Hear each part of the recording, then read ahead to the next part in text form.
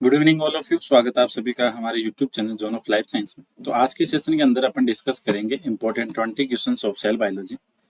ठीक है, cell biology के इंपॉर्टेंट क्वेश्चंस देखेंगे जो कि आपके बायोलॉजी और जूलॉजी के जो भी एग्जाम्स है कॉम्पिटेटिव, वहाँ पे इंपॉर्टेंट क्वेश्चंस हैं।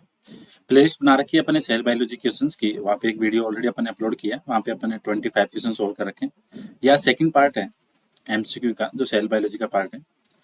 तो सेल बायोलॉजी के एमसीक्यू का सेकंड पार्ट है, तो इसके क्वेश्चंस देखते हैं। तो पहला क्वेश्चन है, फाइंड आउट इनकरेक्ट स्टेटमेंट। आपको इनकरेक्ट स्टेटमेंट बताना है।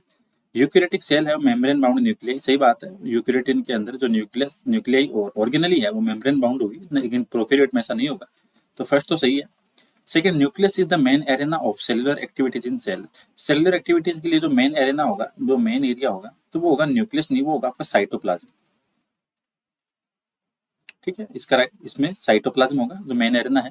Third, ribosome are non membrane bound, सही बात है। राइबोसोम और सेंट्रियोल है, ये दोनों के दोनों क्या है, नॉन मेम्ब्रेन बाउंड है। डी ऑप्शन है, cell differ in size shape और एक्टिविटी, सही है। सारी की सारी सेल आइडेंटिकल नहीं होती, कोई साइज में कोई शेप में अलग अलग होगी। तो राइट आंसर होगा ऑप्शन नंबर बी, क्योंकि बी यहाँ पे इनकरेक्ट है। 27 की बात करें, lysosomal enzyme work at acidic pH, सही बात है। सेकंड है, ER often show ribosome attach to inner surface, inner नहीं होगा यहाँ पे, आउटर सरफेस होगा। ईआर के आउटर सरफेस पे राइबोसोम अटैच होगी, जो कि प्रोटीन फॉर्मेशन में काम आते हैं, तो इनर नहीं होगा। तो सेकंड इनकरेक्ट है। RER is involve in protein synthesis, सही है। जिस ईआर के ऊपर राइबोसोम अटैच है वो होगी आपकी आरईआर, और आरईआर प्रोटीन फॉर्मेशन में काम आती है। और एसईआर है जो स्मूथ एटोप्लाज्मिक रेटिकुलम है, वो लिपिड सिंथेसिस करेगी। तो आपका ऑप्शन नंबर बी है वो इनकरेक्ट है, तो right answer option number B. 28 की बात करें, the place of formation of glycolipid और ग्लाइकोप्रोटीन, तो ये होता है आपका गोल्जी बॉडी में, जो आपकी न्यूली सिंथेसाइज प्रोटीन है, न्यूली सिंथेसाइज प्रोटीन है, उस पे लिपिड और ग्लाइकोसाइलेशन, या ऐसे बोल सकते हो जो ग्लाइकोसाइलेशन का काम है वो होता है गोल्जी बॉडी में। तो right answer option number B. Oxidative enzyme होंगे आपके माइटोकॉन्ड्रिया में, तो 29 का राइट आंसर होगा ऑप्शन नंबर बी। 30 की बात करें, सेंट्रियोल हेल्पफुल फॉर, तो सेंट्रियोल आपका सेल डिवीजन में स्पिंडल फाइबर फॉर्मेशन में रिस्पॉन्सिबल है, स्पिंडल फाइबर फॉर्मेशन के लिए, तो right answer option number B. 31 की बात करें, cartwheel structure exhibited by, cartwheel का मतलब जो बैलगाड़ी का पहिया होता है उसको बोलते हैं कार्टविल जैसी स्ट्रक्चर है, तो बैलगाड़ी के पहिए जैसी स्ट्रक्चर है वो होती है सेंट्रियोल की, तो right answer option number C. 32 की बात करें, MDR1 was initially identified for multi drug resistance in dash dash cancer cell। तो MDR1 क्या है कि प्रोटीन है, एबीसी ट्रांसपोर्टर जो फैमिली है, एबीसी ट्रांसपोर्टर, उसकी एक प्रोटीन है MDR1 जो कि मल्टी ड्रग रेजिस्टेंट, और ये मिली थी लंग कैंसर सेल्स के अंदर। राइट आंसर क्या होगा ऑप्शन नंबर सी। 33 की बात करें, defective CFTR protein is responsible for, तो अगर डिफेक्टिव CFTR प्रोटीन है तो वहां पे डिजीज होगी सिस्टिक फाइब्रोसिस, सिस्टिक फाइब्रोसिस जो कि एक ऑटोसोमल रिसेसिव डिसऑर्डर है, ऑटोसोमल रिसेसिव। और इस डिजीज के अंदर जो क्लोराइड चैनल है वो एबनॉर्मली फंक्शन करता है। ठीक है, तो तीन चीजें हो गई, CFTR से रिलेटेड जो डिजीज होगी वो होगी आपकी सिस्टिक फाइब्रोसिस, और ये आपकी ऑटोसोमल डिसऑर्डर है, ऑटोसोमल रिसेसिव है, और इसके अंदर जो क्लोराइड चैनल है वो थोड़ा एबनॉर्मल फंक्शन करता है, तो right answer option number B. 34 की बात करें, tetrodotoxin produce by puffer fish bind with sodium channel block the ion movement. ठीक है, तो सोडियम चैनल के साथ में जब टेट्राडोक्सिन प्रोटीन बाउंड होगी, ठीक है, ये टॉक्सिन है, तो इसमें कंडीशन में क्या होगा, जो एन चैनल है वो ब्लॉक हो जाएगा, फंक्शन नहीं करेगा। ठीक है, तो टेट्राडोक्सिन किसके लिए इनिबिट करेगा, ये एन चैनल को इनिबिट करेगा, तो right answer option number A. 35 की बात है, each clathrin consist of copies of heavy and light chain, तो जब अपन कलेथ्रिन मीडिएटेड एंडोसाइटोसिस पढ़ते हैं, कलेथ्रिन मीडिएटेड एंडोसाइटोसिस, उसमें जो कलेथ्रिन है वो 3 हेवी और 3 लाइट चेन से मिलकर बनता है। ठीक है, 3 हेवी और 3 हेवी लाइट चेन से मिलकर बनता है आपका कलेथ्रिन, तो right answer option number D. 36 की बात करें, endoplasmic reticulum is largest single membrane intracellular bound compartment, सही है, सिंगल मेम्ब्रेन का लार्जेस्ट ईआर हो गया। Protein synthesise by membrane bound ribosome are translocated cotranslationally, सही है। जो ईआर के ऊपर राइबोसोम अगर वहां पे प्रोटीन फॉर्मेशन हो रहा है तो जो प्रोटीन बनेगी वो साथ साथ ही ट्रांसलोकेट हो जाएगी ट्रांसलेशन के साथ, सही बात है। Protein synthesise by membrane free ribosome, ठीक है, तो फ्री राइबोसोम पे जो प्रोटीन सिंथेसाइज होगी वो को ट्रांसलेशन नहीं होगी, वो होगी पोस्ट ट्रांसलेशनली। ठीक है, वो ट्रांसलेशन के साथ साथ नहीं होगी। पोस्ट का मतलब ट्रांसलेशन कंप्लीट होने के बाद में वो प्रोटीन है वो ट्रांसलोकेट होगी। तो आपका ऑप्शन नंबर सी है वो इनकरेक्ट है, क्योंकि जो मेम्ब्रेन फ्री राइबोसोम पे प्रोटीन बनेगी वो ट्रांसलेशनली नहीं, वो पोस्ट ट्रांसलेशनली ट्रांसलोकेटेड होगी। तो right answer option number C. 37 की बात करें, साइटोक्रोम P450 प्रेजेंट इन, तो साइटोक्रोम P जो 450 है ये प्रेजेंट होता है आपके एससीआर के अंदर। तो इसका काम है ये हिपेटिक सेल की एससीआर में, हिपेटिक सेल में रिमूवल ऑफ जीनोबायोटिक्स, ठीक है, रिमूवल ऑफ जीनोबायोटिक्स का काम करेगा आपका साइटोक्रोम P450 जीनोबायोटिक्स, वो किसमें, हिपेटिक सेल में। तो राइट आंसर ऑप्शन नंबर ए। 38 की बात करें, कार्डियोलिपिन इज फाउंड इन, तो कार्डियोलिपिन है माइटोकॉन्ड्रिया की इनर मेम्ब्रेन में पाया जाता है, ठीक है, और इसकी वजह से क्या है, माइटोकॉन्ड्रिया की इनर मेम्ब्रेन है वो इम्परमेबल होती है। तो कार्डियोलिपिन है फॉस्फोलिपिड है, प्रेजेंट किसमें होगा, माइटोकॉन्ड्रिया में,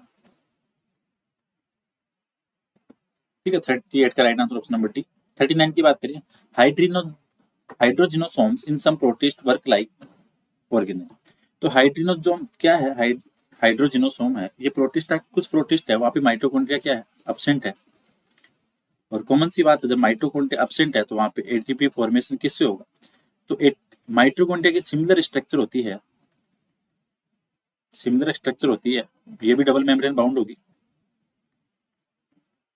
डबल मेम्ब्रेन बाउंड, ठीक है, डबल मेम्ब्रेन होगी, इसके अंदर सिंगल नहीं, इसमें भी डबल है माइटोकॉन्ड्रिया की तरह। और जो हाइड्रोजिनोसोम है ये सिमिलर स्ट्रक्चर होगी आपको माइटोकॉन्ड्रिया की, और ये काम करेगी ATP production and hydrogen formation. ATP और हाइड्रोजन प्रोडक्शन है वो करेगा आपका हाइड्रोजनोसोम, और ये सिमिलर स्ट्रक्चर आपको माइटोकॉन्ड्रिया की। तो सिंपल लैंग्वेज में ये समझ सकते हैं कि कुछ एक प्रोटिस्ट है वहाँ पे माइटोकॉन्ड्रिया एब्सेंट है, तो माइटोकॉन्ड्रिया एब्सेंट है तो उसी की सिमिलर एक स्ट्रक्चर होती है जिसको बोलते हैं हाइड्रोजिनोसोम्स, जो कि काम करेगी एटीपी प्रोडक्शन का। तो right answer option number C. 40 की बात करें, एंजाइम केटालेज है ये पाया जाएगा आपको प्रोक्सिसोम में, जो कि पेरोक्सीडेज फैमिली का एंजाइम है, ठीक है, जो क्या करेगा हाइड्रोजन पेरोक्साइड के साथ मिलकर बनाता है फिनोल्स, ठीक है। तो एंजाइम केटालेज है ये पाया जाएगा आपका पेरोक्सिसोम में, और जो केटालेज है वो पेरोक्सीडेज फैमिली का मेंबर है। 41 की बात करें, peroxin proteins involve in biogenesis of, तो पेरोक्सिन प्रोटीन है वो प्रोक्सिसोम बायोजेनेसिस का प्रोटीन, पेरोक्सिन प्रोटीन है वो प्रोक्सिसोम के बायोजेनेसिस के लिए रिस्पॉन्सिबल है। तो 41 का right answer option number C. 42 की बात करें, इनकरेक्ट अबाउट क्रोमेटिन, तो क्रोमेटिन के बारे में आपको इनकरेक्ट देखना है। तो light staining less condense portion is called euchromatin, सही बात है, यूक्रोमेटिन है वो लेस स्टेनिंग होगी और लेस कंडेंस होगा, ठीक है, लाइट स्टेनिंग और लेस कंडेंस, और ये ट्रांसक्रिप्शन के लिए एक्टिव साइट है, ठीक है। तो दोनों ऑप्शन तो सही हो गए। हेट्रोक्रोमेटिन इन डार्क स्टेन, ये तो बात सही है, और ट्रांसक्रिप्शनली साइलेंट, सही बात है। तो ऐसे समझो कि यूक्रोमेटिन है उसके अंदर स्टेनिंग लाइट है और लेस कंडेंस है, और वो ट्रांसक्रिप्शन के लिए एक्टिव है, लेकिन जो हेट्रोक्रोमेटिन है वो डार्क स्टेन है और ट्रांसक्रिप्शन के लिए साइलेंट है, ट्रांसक्रिप्शन यहाँ पे नहीं होगा। तो दैट मीन्स यहाँ पे सारे ऑप्शन सही है, तो option number D will be correct answer. 43 की बात करें, कैलनेक्सिन, देखो 43 और 44 क्वेश्चन दोनों सेम से क्वेश्चन है, प्रोटीन का नाम अलग है, तो इसको ऐसे समझते हैं कैलनेक्सिन, और दूसरी हाफ की 44 की कैल रेटिकुलिन, ठीक है, ये दोनों आपकी calcium binding protein, calcium binding protein, और इन दोनों प्रोटीन का काम है ये क्या करेगी, प्रिवेंट मिसफोल्डेड प्रोटीन को, ठीक है, जो मिसफोल्डेड प्रोटीन है और जो सही फोल्ड नहीं हुई है उस प्रोटीन को क्या करेगी, प्रिवेंट करेगी। तो अच्छा यहाँ पे आपको कैल्शियम करना है, दोनों में गलती से ये डाल दिया, इसमें भी कैल्शियम और इसमें भी कैल्शियम, ठीक है। तो कैलनेक्सिन और कैल रेटिकुलिन क्या है, ये कैल्शियम बाइंडिंग लेक्टिन है, और लेक्टिन किसको बोलते हैं, जिसके साथ में कार्बोहाइड्रेट जुड़ा हो, ठीक है। तो कैलनेक्सिन और कैल रेटिकुलिन क्या है, कैल्शियम बाइंडिंग लेक्टिन्स है, और इनका काम क्या है, ये जो मिसफोल्डेड प्रोटीन है उसको प्रिवेंट करेगी, उसको आगे नहीं जाने देगी, उसको वहीं रोक लेगी। तो राइट आंसर 43 और 44 का ऑप्शन नंबर है कैल्शियम। लास्ट क्वेश्चन है 45, formation of disulphide bond in ER lumen is done by, तो जो पीटीआई है प्रोटीन डाइसल्फाइड आइसोमरेज, ये करेगा, जो न्यूली सिंथेसाइज्ड प्रोटीन है वहाँ पे डाइसल्फाइड बॉन्ड का फॉर्मेशन ल्यूमन के अंदर, ईआर के ल्यूमन के अंदर पीटीआई है प्रोटीन डाइसल्फाइड आइसोमरेज है, ये करेगा डाइसल्फाइड बॉन्ड का formation. Right answer option number B. तो ये आपके इंपॉर्टेंट क्वेश्चंस थे, 20 क्वेश्चन आज के सेशन में अपने डिस्कस किए, जो कि आपके आने वाले एग्जाम्स के लिए काफी इंपॉर्टेंट है। जिन्होंने पहला वीडियो नहीं देखा है वो जाके फर्स्ट सेक्शन को देख सकते हैं, उसके में 25 क्वेश्चन अपने सॉल्व कर रखे हैं।